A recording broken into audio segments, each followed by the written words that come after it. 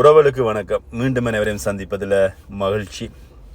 இன்று 10வது பாராளுமன்றத்தை துப்புரவு செய்து அந்த 10வது பாராளுமன்றத்தினுடைய பாராளுமன்ற உறுப்பினர்கள் இன்று பார்த்தீங்கன்னா சொன்னால் தெரிவு செய்யப்பட்டிருந்தார்கள். அதாவது 22 பாராளுமன்ற உறுப்பினர்கள் இங்கே தெரிவு செய்யப்பட்டிருந்தார்கள். இந்த 22 பாராளுமன்ற உறுப்பினர்களில் 2 தமிழர்கள், ஒன்று மலையகத்தை சேர்ந்த சரோயா போல் என்கின்ற ஒரு பெண்மணி. இவர் குழந்தைகள் மற்றும் பாதுகாப்பு சம்பந்தமான அமைச்சராக சத்தியப்பிரமாணம் செஞ்சிருந்தாங்க. இவங்க சிங்களத்தில் சத்தியப்பிரமாணம் செஞ்சிருந்தாங்க. அதே போல யாழ்ப்பாணத்திலிருந்து தெரிவாகி இருந்த அனுரா கட்சியை சேர்ந்த இன்னொரு நபர் ஒருவர், அவர் பார்த்தீங்கன்னு சொன்னால் கடத்தொழில் அமைச்சராக பதவியாக பெற்றிருந்தார். இவர் பார்த்தீங்கன்னு சொன்னால் டக்ளஸ் ஏற்கனவே கடத்தொழில் அமைச்சராக இருந்த அந்த பதவி இவருக்காக வழங்கப்பட்டிருந்தது. 2 தமிழர்கள் பார்த்தீங்கன்னு சொன்னால் பாராளுமன்றத்தில் தெரிவாகியிருக்காங்க அமைச்சு பதவியில். அது மட்டும் இல்லாமல் யாழ்ப்பாணத்தில் தெரிவாகி இருந்த கடற்தொழில் அமைச்சர் அவர்கள் பார்த்தீங்கன்னா அவருடைய சத்திய பிரமாணத்தை தமிழில் பாராளுமன்றத்தில் எடுத்திருந்தார் அப்படின்ற விஷயமும் குறிப்பிடத்தக்கது. அது மட்டும் இல்லாமல் இன்று பார்த்தீங்கன்னா இந்த 22 பாராளுமன்ற அமைச்சர்களுக்கு மட்டுமே உத்தியோகபூர்வமாக அவர்களுக்கான அனுமதி, அதாவது அவர்கள் சத்திய பிரமாணம் செஞ்சு அதற்கான சான்றிதழ்கள் எல்லாம் வழங்கப்பட்ட பாராளுமன்ற உறுப்பினர்கள் நியமிக்கப்பட்டார்கள். இதற்கு அப்புறமாக பார்த்தீங்கன்னா இங்கே பிரதி அமைச்சரோ அல்லது ஏனைய அமைச்சுக்களோ அல்லது ராஜாங்க அமைச்சர்களோ எதுவுமே அங்கே வழங்கப்படவில்லை. இந்த 10 வருட அல்லது 10வது இந்த பாராளுமன்றத்தினுடைய இந்த அமர்வில் பார்த்தீங்க சொன்னால் இலங்கை வரலாற்றிலே இதுதான் அளவுக்கு அதிகம் குறைந்த பாராளுமன்ற உறுப்பினர்களை கொண்ட ஒரு பாராளுமன்றமாக அனுர கட்சியினால் அமைக்கப்பட்டிருக்கிறது அப்படின்றது பேசப்படுகின்ற ஒரு விஷயமா இருக்குது. அது மட்டுமல்லாமல் இவர்களுக்கான வாகனங்கள், பாதுகாப்பு செலவீனங்கள், பாதுகாப்பு போலீசார், பாதுகாப்பு உத்தியோகத்தர்கள், இது எல்லாமே குறைக்கப்பட்டிருக்கிறது. இந்த 22 பேருமே அப்படிங்கின்ற பொழுது எல்லாமே குறைக்கப்பட்டிருக்கிறது. சொகுசு வாகனங்கள் எல்லாமே குறைக்கப்பட்டிருக்கிறது. எல்லாமே பார்த்தீங்க சொன்னால் அரசாங்கத்தினுடைய நிதி அல்லது மக்களுடைய நிதியை வீண் விரயம் செய்யாமல் இந்த நிதி பார்த்தீங்க சொன்னால் நாட்டுக்கு மக்களுக்கு பயன்பட வேண்டும் என்பதில் அனுரா அவர்களுடைய இந்த ஆட்சி அமைப்பு புலப்படுத்துகிறது அல்லது தெரியப்படுத்துறது. நாங்கள் இந்த பணம் எந்த பணமுமே, அதாவது மக்களினுடைய பணம் வீண் விரயம் செய்யப்படக்கூடாது. அது மட்டும் இல்லாமல் இந்த மக்களுடைய பணத்தில் பார்த்தீங்கன்னு சொன்னால் மக்களுக்கே அது பயன்பட வேண்டும். இதனால் எந்த ஒரு அமைச்சரோ அல்லது வேறு யாருமோ அதனை தேவையில்லாத வழியில பயன்பெற்று கொண்டு போக, மக்கள் ஏழ்மை அடைகிற விஷயங்கள் எல்லாவற்றையும் குறைத்து நாட்டை முன்னேற்ற பாதைக்கு கொண்டு போக வேண்டும் அப்படின்ற ஒரு நோக்கத்துக்காகவே அனுரா அவர்களினால் இவ்வாறான ஒரு குறுகிய அல்ல ஒரு சிறிய அமைச்சுக்களை கொண்ட பாராளுமன்ற அமைச்சுக்கள் வழங்கப்பட்டிருக்கிறது. அது மட்டுமில்லாமல் ஏற்கனவே இலங்கை பாராளுமன்றத்தில் இலங்கையினுடைய பிரதமராக இருந்த, அதாவது அனுராவினால் அறிவிக்கப்பட்டிருந்த பிரதமராக இருந்த அதே பெண்மணி தான் அவங்க மீண்டும் பாராளுமன்றத்தினுடைய பிரதமராக அங்கே அறிவிக்கப்பட்டிருக்கிறாங்க. அது மட்டும் இல்லாமல் ஏனைய இந்த கட்சிகள், அதாவது தங்களுடைய தசாப்தமாக இங்கே ஆட்சி அமைத்த அல்லது மக்களை சீண்டிய, துன்புறுத்திய, கொலை செய்த அத்தனை கட்சிகளும் நசுக்கப்பட்டிருக்கிறது. அவர்களுக்கான எந்த விதமான அமைச்சு பதவிகளோ துணை அமைச்சு பதவிகளோ எதுவுமே வழங்கப்படவில்லை. எல்லாமே துண்டிக்கப்பட்டிருக்கிறது. அது மட்டுமில்லாமல் இலங்கை வரலாற்றில் பார்த்தீங்கன்னு சொன்னால் 2019ஆம் ஆண்டு கிட்டத்தட்ட 60க்கும் மேற்பட்ட அமைச்சுக்கள் இருந்தது. ஆனால் 2024ஆம் ஆண்டு 22 அமைச்சர்கள் மட்டுமே இருக்கிறார்கள். ஆக வித்தியாசத்தை நீங்கள் பார்க்கக்கூடியதாக இருக்கும். எவ்வளவு வித்தியாசம் இங்கே அமைந்திருக்கிறது அல்லது எவ்வளவு பாராளுமன்ற உறுப்பினர்கள் குறைக்கப்பட்டிருக்கிறார்கள் அப்படின்றதை நாங்கள் இங்கே பார்க்கக்கூடியதாக இருக்கிறது. அது மட்டும் இல்லாமல் இந்த பாராளுமன்ற அமர்வில் பார்த்தீங்கன்னு சொன்னா அனுர திசநாயக்க அவர்களோட பாராளுமன்றத்தினுடைய அமைச்சர்களோடு பேசுகின்ற பொழுது வரம்பற்ற அதிகாரத்தை அமைச்சர்களுடைய பொறுப்பில் கையாள வேண்டும், பொறுப்புகளுடன் கையாள வேண்டும். அது மட்டுமில்லாமல் தேசிய மக்கள் படைக்கு வலுவான ஆணையை வழங்க ஆர்வமாக உழைத்த அத்தனை மக்களுக்கு நன்றியை தெரிவித்திருக்கார். இந்த தேர்தலால் மகிழ்ச்சி, அதே மாதிரி அதிர்ச்சி என்று 2 குழுக்கள் இல்லை.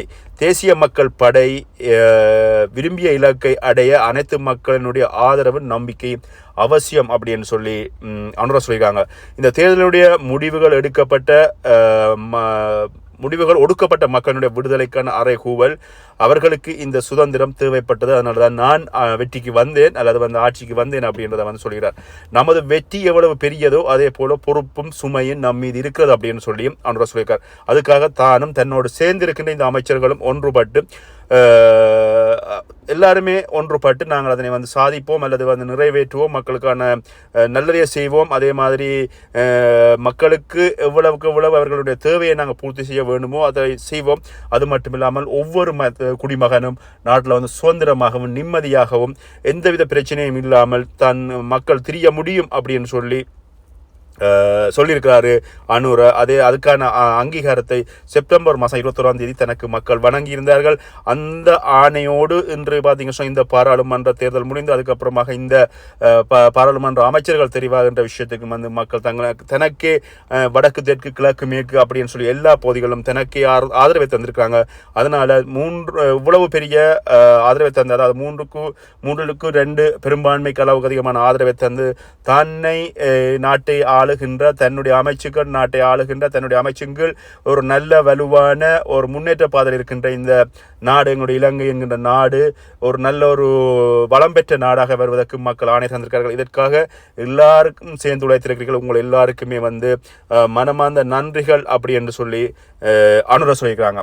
இது ஒரு புறம் இப்படியே இந்த இலங்கை பாராளுமன்றத்தினுடைய பிரச்சனைகள் இப்படியே இருக்கத்தக்கனையாக எங்களுடைய சகோதரன் அர்ச்சுனா அவர்கள், சகோதரன் என்று சொல்ல முடியாது, இப்போ வந்து நாங்கள் எம்பி அர்ச்சுனா அப்படி தான் சொல்லணும்னு சொன்னால் அவர் பாராளுமன்ற உறுப்பினர் ஆகிவிட்டார். அதனால் அவரை வந்து எம்பி அர்ச்சுனா அப்படி தான் நாங்கள் சொல்லணும். அதாவது வந்து எம்பி அர்ச்சுனா அவர்களுடைய பாராளுமன்றம் செல்வதற்கான, அதாவது செவ்வாய் இல்லை வியாழக்கிழமை அவர்கள் பாராளுமன்றம் செல்கிறார்கள்.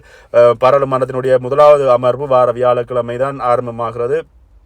அதற்கு முன்பதாகவே தன்னுடைய முகநூலில் தான் என்னென்ன செய்ய போகிறேன், மக்களுக்காக என்ன சேவைகள் செய்ய போகிறேன் அப்படின்ற எல்லா விஷயங்களும் சொல்லி கொண்டிருக்கிறார். அது மட்டும் இல்லாமல் தான் முதலாவதாக இந்த போர்னால் பாதிக்கப்பட்ட அங்கவீனர்கள் அல்லது வந்து எந்த இயலாமையில் இருப்பவர்கள், ஒரு வேலை செய்ய முடியாமல் இருப்பவர்கள், அவர்களை வந்து சந்தித்து அவர்களுக்கான வேலை பணியை தான் முதலாவது வேலை பணியாக ஆரம்பிக்க உள்ளதாக அவருடைய முகநூலில் பதிவிட்டிருக்கார். அது மட்டும் இல்லாமல் தொலைபேசி இலக்கம் தந்திருக்கிறாரு, அதே மாதிரி இமெயில் எல்லாமே தந்திருக்கிறார். நீங்கள் அவருடைய முகநூலில் போய் பார்க்கலாம். இதில் இன்னொரு விஷயத்தை நான் வந்து இங்கே பகிரப்போறேன். அதாவது இந்த ஊடகங்கள் அப்படின்ற பொழுது ஊடகத்தினுடைய நடுநிலைமை இருக்கிறது, நடுநிலைமை சார்ந்து செயற்பட வேண்டிய விஷயங்கள் இருக்கிறது, மக்களுக்காக நாங்கள் கருத்துக்களை கொண்டு போய் சேர்க்க வேண்டிய பொறுப்புணர்வு எங்களுக்கு இருக்கிறது. யாருக்குமே எந்த நேரத்திலுமே வந்து சம உரிமை வழங்கப்பட வேண்டும். இப்போ இதில் வந்து இந்த விஷயத்தில் வந்து நான் சொல்ல வர விஷயம், அதாவது இந்த ஊடகங்களை பொறுத்தவரையில் இப்போ டாக்டர் அர்ச்சுனா அவர்கள் அதாவது வந்து தேர்தலுக்கு முன்பதாக நான் இது செய்வேன் சொல்லி ஒரு தேர்வு கொள்கைகள் அல்லது தேர்வு வரைவு கொடுத்திருப்பார். அதை வந்து தான் செய்வதற்கு ஒவ்வொரு விஷயங்களும், அதாவது வந்து பாராளுமன்றம் செல்வதற்கு முன்பதாகவே தன்னுடைய சமூக வலைத்தளத்தில் வந்து அவர் பயந்திருக்கிறார், நான் என்னென்ன செய்ய போறேன்னு சொல்லி. ஆனால் சில ஊடகங்கள் அல்லது சில ஊடகவியலாளர்கள் அல்லது எங்களுடைய வேலையொலி நண்பர்கள் அல்லது டாக்டர் அர்ச்சுனாவுக்கு எதிரான பரப்புரைகளோ அல்லது கருத்துக்களோ தெரிவிப்பவர்கள் இந்த வேலையொலி நண்பர்கள் என்ன சொன்னால், டாக்டர் அர்ச்சுனாவை பொறுத்தவரை எல்லாரையும் சமமாக பார்க்கிறார். அவர்களுடைய அந்த வெள்ளந்தி மனம் தான் இதனால் வர பிரச்சனை. அந்த வெள்ளந்தி மனத்தால் வந்து அவர் என்ன செய்யறான்னு சொன்னால், எல்லாரையும் சரி சமனாக பார்க்கறதால யார் என்ன கேள்வி கேட்டாலுமே அதுக்கு பதில் சொல்கிறாரு. அது என்ன கேள்வி கேட்டாலுமே பதில் சொல்கிறாரு.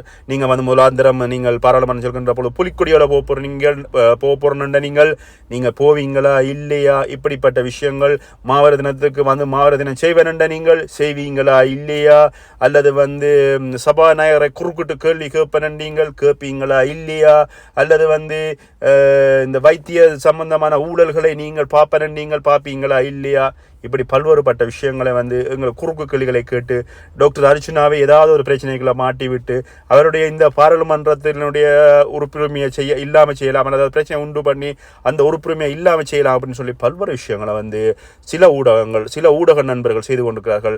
டாக்டர் அர்ச்சுனா முடிஞ்சவரை தன்னுடைய கருத்துக்களை சொன்னாலும் யாருமே அதை கேட்பதாக இல்லை. டாக்டர் அர்ச்சுனா சீண்டிக் கொண்டே இருக்கிறார்கள்.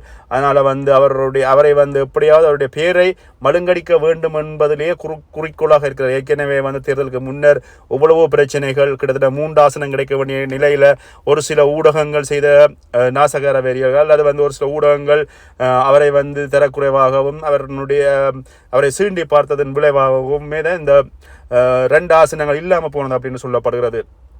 மீண்டும் வந்து பார்த்தீங்கன்னு சொன்னால் மக்களுடைய பேசு பொருளாக இருக்கிறது. மீண்டும் மீண்டும் அர்ச்சுனாவை சீண்டி பார்த்து அவரை வந்து ஒன்றில் இன்னொரு வழக்கை உண்டு பண்ணி அல்லது வந்து அவருக்கு வேறு வேறு வழக்குகளை உண்டு பண்ணி அவர் வந்து பார்த்தீங்கன்னு சொன்னால் பாராளுமன்றம் செல்லாமல் பண்ணி அவரை வந்து மீண்டும் சிறைக்கு அனுப்பி இப்படி ஏதாவது புதிதாக உண்டு பண்ணலாமா அப்படின்னு சொல்லி புதிய ஒரு சில ஊடகங்கள் கேள்விகளை கேட்கிறது. இந்தளவு கேள்வியை கேட்கின்ற அர்ச்சுனாவோட இவ்வளவு கேள்வியை கேட்கின்ற அதே ஊடகங்கள் ஸ்ரீதரன் எம்பியாக இருக்கிறாரு. இப்பொழுது அடுத்த புதிய ஊழல் நாயகன் டாக்டர் சத்தியலிங்கம் அவர்கள் வந்து சத்தியலிங்கம் அவர்கள் வந்து அமைச்சராகிறார்கள். அதே மாதிரி இந்த பெரிய கட்சிகளில் இருந்து அனுர கட்சியில இருந்து 2-3 பேர் பாராளுமன்ற உறுப்பினர்களாக இருக்கிறாங்க. இந்த புதிய கடற்தொழில் தொழில் அமைச்சர் வந்திருக்கிறாரு. இவர்களிடம் இதே ஊடகங்கள் இந்த அர்ச்சுனாவை வீண்பலி சுமத்த தயாராகி கொண்டிருக்கின்ற ஊடகங்கள் ஏன் அவர்களிடம் கேள்வியை கேட்கவில்லை? அவர்களிடம் ஏன் போய் அந்த கேள்விகளை கேட்க தயாரில்லை? ஏன் அவர்களிடம் பின்னால் போய் இதே கேள்விகளை கேட்கவில்லை? அல்ல இதுவரை காலம் இருந்த அந்த பாராளுமன்ற உறுப்பினர்களோ அல்லது வந்து இந்த தமிழ் தேசிய கூட்டமைப்பு இருந்த அந்த பாராளுமன்ற உறுப்பினர்களிடம் மேலும் இவ்வளவு கேள்விகளையும் இப்போ இருக்கின்ற ஊடகத்தினர் கேட்கவில்லை அப்படின்ற ஒரு விமர்சனம் மக்களிடையே வந்து எழுந்திருக்கிறது. இவற்றை சமாளித்து தேவையில்லாத பிரச்சனைகளில் போய் ஈடுபடாமல் டாக்டர் அர்ச்சுனா தன்னை சமாதானப்படுத்தி கொண்டு எவ்வளவு கோபம் வந்தாலும் கட்டுப்படுத்தி கொண்டு இந்த ஊடகத்தினுடைய கேள்விகள் எல்லாவற்றையும் ஒரு புறம் வைத்து விட்டு சமாதானமாக பதில் சொல்லிக்கொண்டு கோபப்படாமல் பதில் சொல்லிக்கொண்டு தான் எடுத்த முடிவை அல்ல தன்னுடைய தேர்தல் கொள்கைகளை அல்ல தான் தேர்தலின் முன்னர் வைத்த கொள்கைகளை மக்களுக்காக செய்து காட்டி அடுத்தடுத்த தேர்தலில் இவர் ஒரு கட்சியாக பதிவு செய்து பெரிய இடத்துக்கு வர வேண்டும் என்கின்ற அவாவில் பலர் இருக்கிறார்கள். அதனால வந்து டாக்டர் அர்ச்சுனா அவரை கவனத்தில் கொள்வாரா இல்லையா, எங்களுடைய வீடியோ கேட்பாரா பார்ப்பாரா என்கிற தெரியாது. ஆனால் யாராவது அறிவுரை சொல்வார்கள் இருந்தால் தயவு செய்து இந்த விஷயங்களையும் கவனத்தில் கொள்ள சொல்லுங்கள். இந்த ஊடகங்கள் இடக்கு முடக்கான கேள்விகளை கேட்டி அவரை வந்து வேறு திசை திருப்பி கோபத்தை உண்டு பண்ணி ஏதாவது செய்து அவரை வந்து பார்த்தீங்கன்னு சொன்னால் வேறு வழக்கில் போட்டு அல்லது வந்து பாராளுமன்ற உறுப்பினரை ரத்து செய்து இப்படி ஏதாவது விஷயங்கள் ஈடுபடுவதற்கு முன்பதாக டாக்டர் அர்ச்சுனாவை பொறுத்தவரை எவ்வளவு பொறுமையாக மக்களுக்கு சேவை செய்து தன்னுடைய பெயரை காப்பாற்றுவதோ மட்டுமில்லாமல் தன்னுடைய கொள்கைகளை மட்டுமில்லாமல் வாக்களித்த மக்களுக்கு நல்லது செய்வதற்காக ஒத்துழைக்க அவரால் முடிஞ்சவரை ஒத்துழைத்து மக்களை அவருடைய திசையில் வைச்சிருக்கணும். அல்லது அவருக்கு கீழே மக்கள் செயற்படக்கூடிய வகையில் செயற்படுவதற்கான உந்திகளை வந்து மக்களுக்கு வழங்கி டாக்டர் அர்ச்சுனா செயற்பட வேண்டும் அப்படின்றதை வந்து இந்த சொல்லிக்கொண்டு மீண்டும் மற்றொரு வீடியோவில் சந்திக்கின்றேன். நன்றி, வணக்கம்.